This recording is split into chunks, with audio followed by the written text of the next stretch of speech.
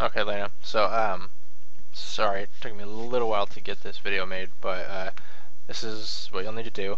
First, you need to go to that link that I sent you for the NVIDIA website, download that.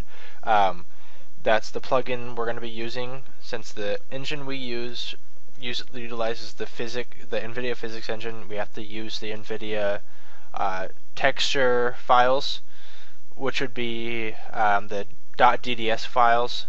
So make sure you get that. All you have to do is download it and run it. It's an exe. You don't have to worry about placing it anywhere. Once you do that, go to heroengine.com. Once you're at heroengine.com, scroll all the way to the bottom, and under the support section, there's the login. Click that. What you'll do, oh, it already logged me in. It'll bring you to a login screen.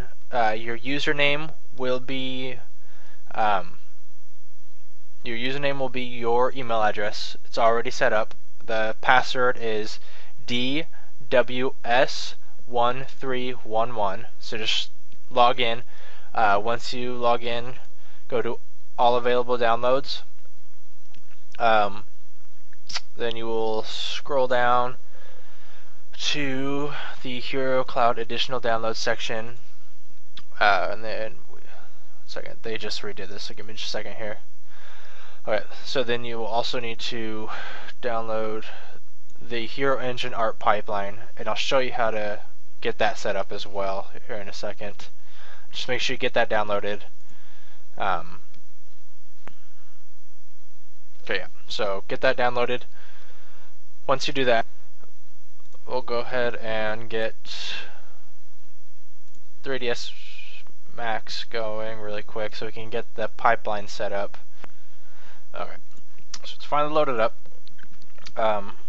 Remember where you saved the Hero Engine ArtPipeline files. You'll want to extract those, put them somewhere where they won't be messed with, and then you'll come into 3ds Max. So you'll come into the Customize section, go under Configure System Paths. You'll click on Additional Startup Scripts, and then you'll navigate out. I'll just do it real quick. You'll navigate out to where you have the Hero Engine ArtPipeline folder. So this is mine here. For this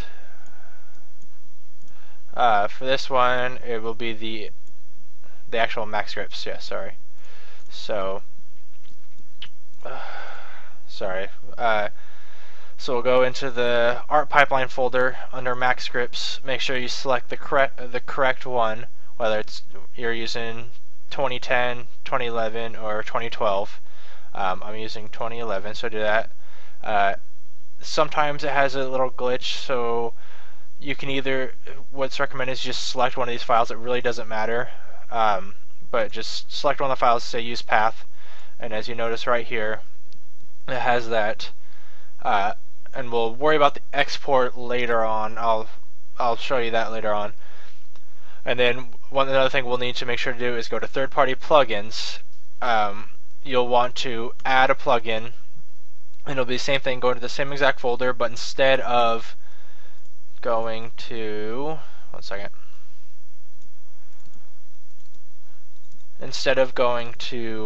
the Mac scripts, you're going to go to Exporter.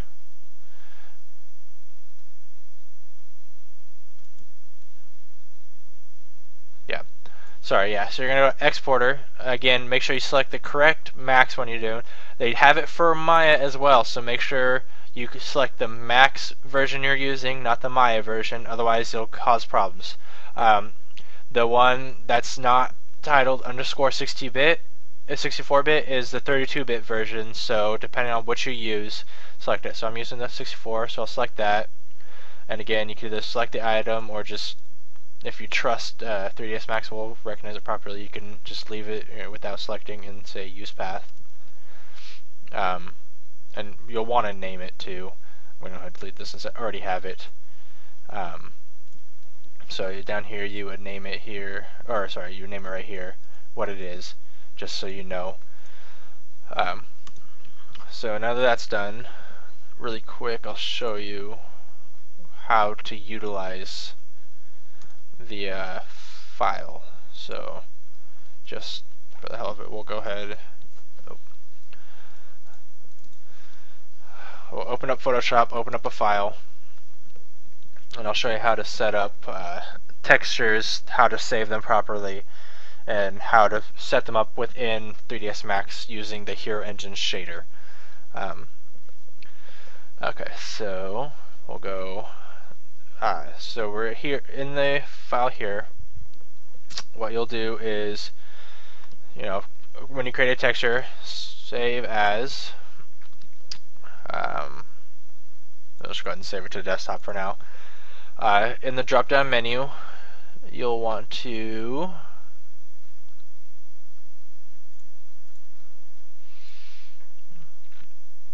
this is also a problem you'll notice too.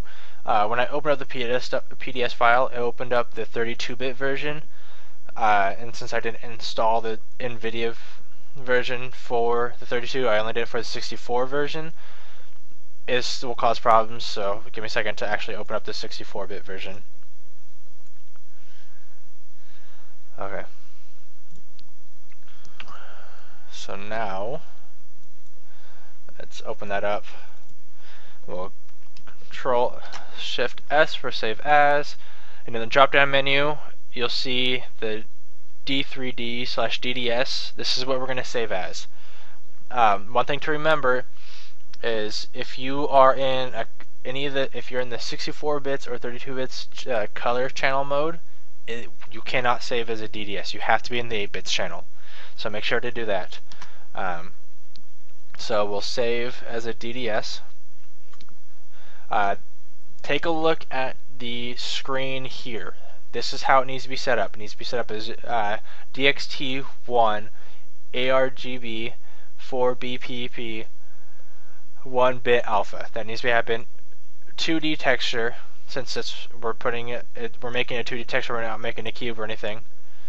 And then we want generate bitmaps. That way, the texture we make is scalable and tileable. So make sure you have it like this, and then save.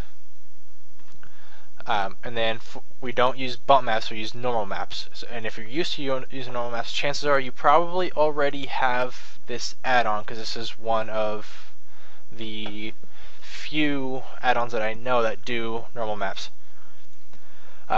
So in order to do that, one second here.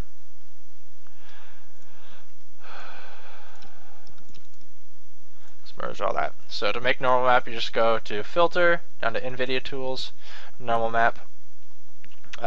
You'll get this window here. You really don't have to worry about much of this.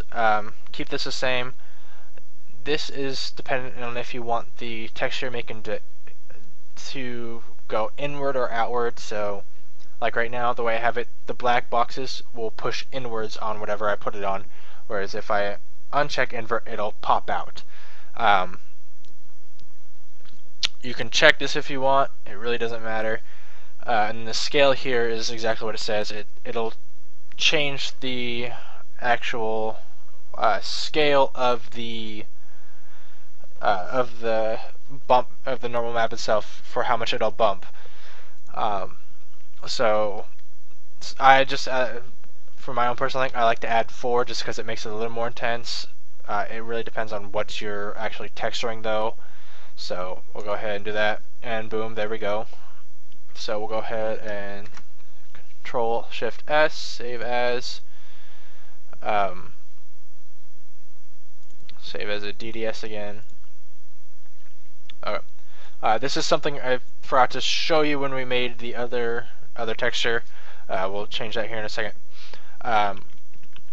We will go and when you're dealing with your engine, you can't have spaces that doesn't recognize, so you have to use underscores.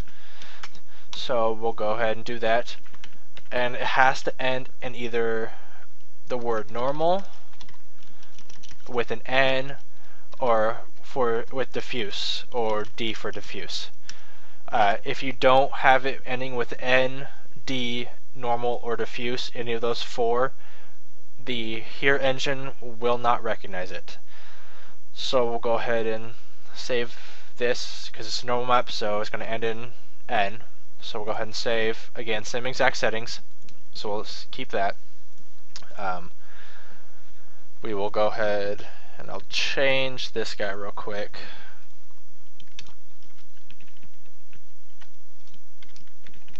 And since this is the diffuse, we'll underscore D. Okay. One thing you're going to want to do when modeling, I don't know if you got this from the other videos or not, but we need to make sure we set up our units correctly. So we'll go to Customize, Unit Setup. We'll go to System Unit Setup. Up here, we'll go to 1 unit. We'll go to meters, and 1 unit equals 0.01 meters. We'll go ahead and hit OK. Hit OK, and that way everything is going to work properly with the system itself. So just to show you how to use the actual textures we just made, we'll go ahead and do this.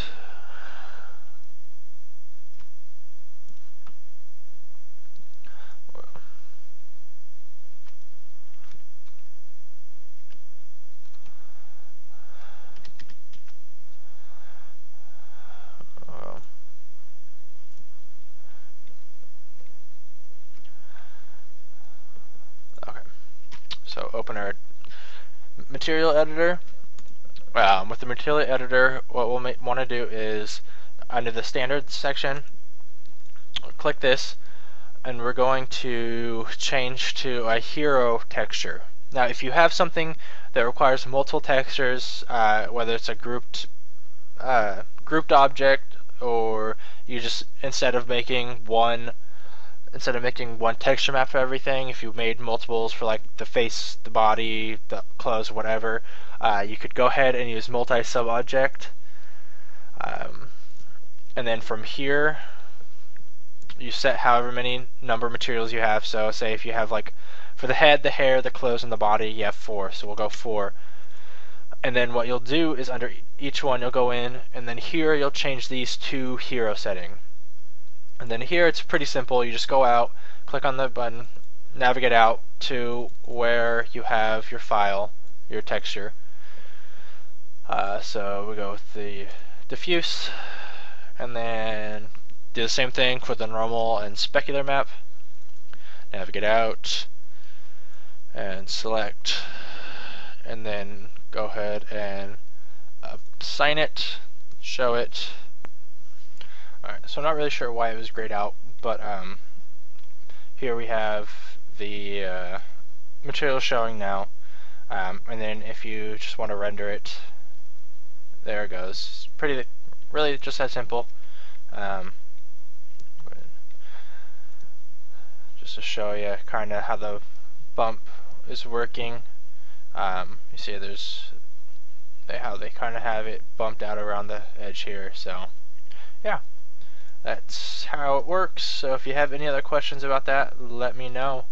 One thing that I didn't mention when we set up the custom paths, like the hero script and the exporter, a lot of times you have to exit out of 3ds Max first and then re-enter in order for it to work. So if you have problems seeing those when you go into the material editor, if you go into material editor and for some reason hero isn't popping up, that's why. Just exit out, just save what you're at, close out of 3ds Max, come back in, and it should be right there for you to use. Alright, so yeah, Elena, if you have any other questions, just let me know and I'll help you out. Like I said on the forum post, currently David is he's not leaving the project. He's just having to take a little bit of breaks. He has some personal issues going on that we're letting him deal with and clear up first. So if you have any questions, or if you want to get any feedback, or if you're for when you turn in your progress, just send it to me. I'll be more than happy to help you out.